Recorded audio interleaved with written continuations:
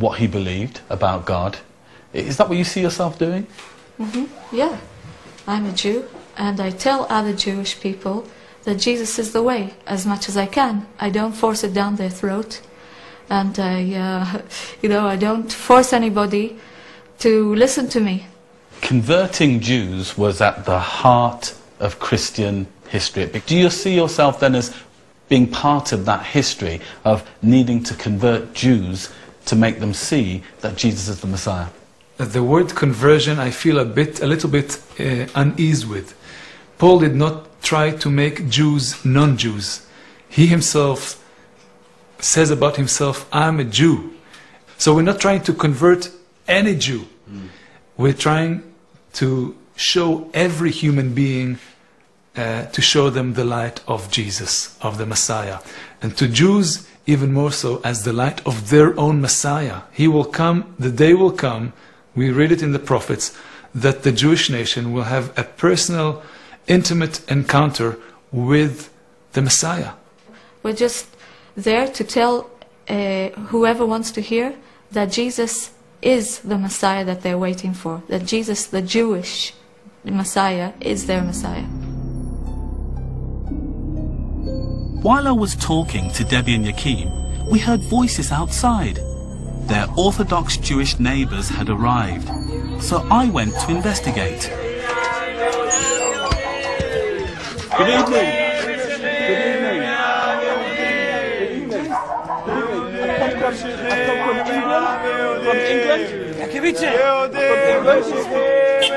They refused to talk to me, and then the Israeli police turned up.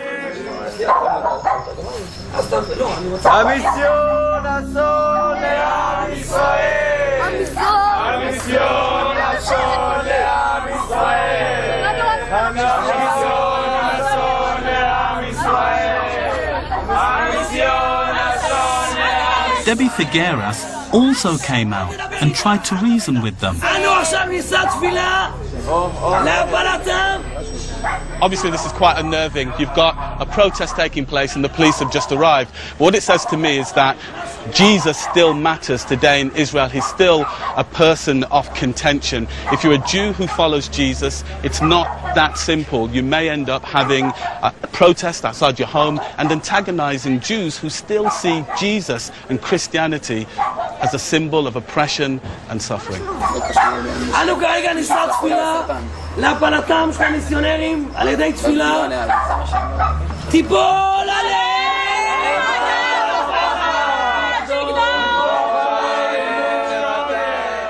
Are you worried that things may escalate and that somebody may end up being hurt? Yes, yes. Right now, no one, thank God, was physically hurt. But it takes only one more zealous person to take the rabbinical say, what the rabbis say, and take it to his interpretation, and yeah, do something more, something worse. They've told us already, when we go into power, then we will kill you like we killed your Jesus.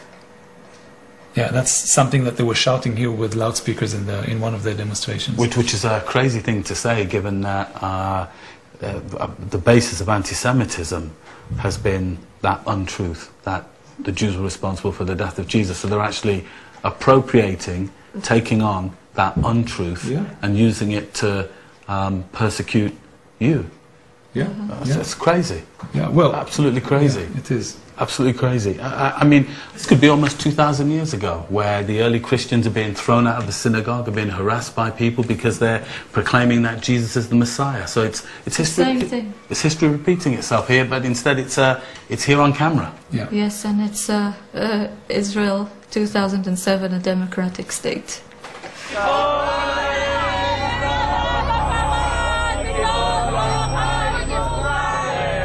In the next part, we investigate the extraordinary claim that Jesus might have actually travelled to India and is even said to be buried there, and how a fifth of the world's population believed Jesus was not a Jew or a Christian, but a Muslim.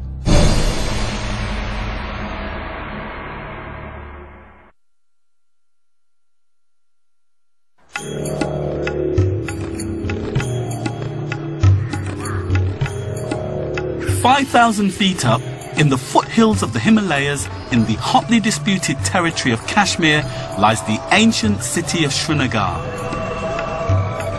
Srinagar is a predominantly Muslim city.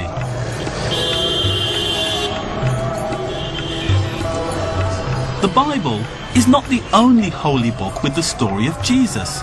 The Quran mentions him too, 36 times. It gives him many special titles, including Messiah. But in Islam, Jesus is regarded as one of God's prophets, a precursor to Muhammad.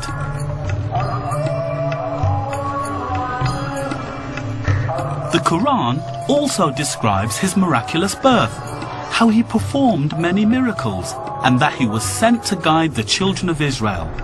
All familiar stuff for Christians, but where it diverges completely from the traditional biblical narrative is its understanding of what happened to Jesus at the end of his life.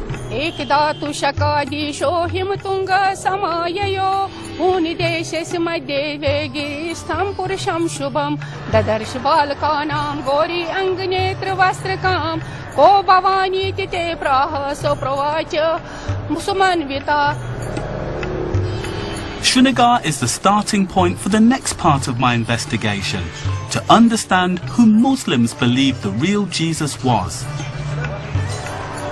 It is also the setting for one of the most extraordinary stories concerning Jesus I have ever come across.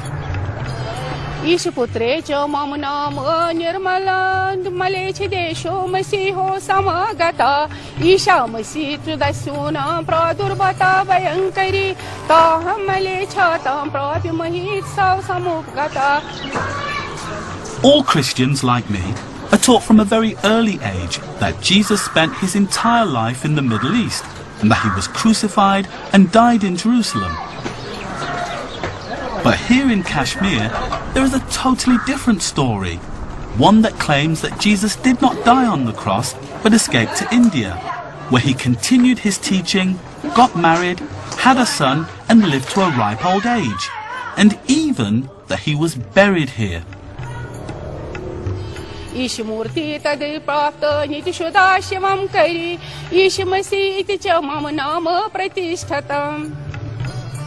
I have come to meet a man who has spent the last 40 years investigating this ancient tradition. When you study the Gospels and you come to the information where it is said that Jesus was lost to his parents at the age of 12 and he came back at the age of 28 or 30 to Jerusalem, and then his ministry was for 2 years, and after that there was crucifixion. So there is, the first thing is that there is a gap of so many years in the life of Jesus. The second point is that when he was crucified, his legs were not broken, and he was brought down from the cross and put a specially made sarcophagus. And then next day they say, he's no more there. He's lost to them. So there are two instances. He's lost as a young man, and he's lost to the people after crucifixion. So I began thinking on it, that he is lost twice, and we have to find him. Professor Fida Hussain is a Sufi, part of a mystic tradition within Islam that has a particular reverence for Jesus. Searching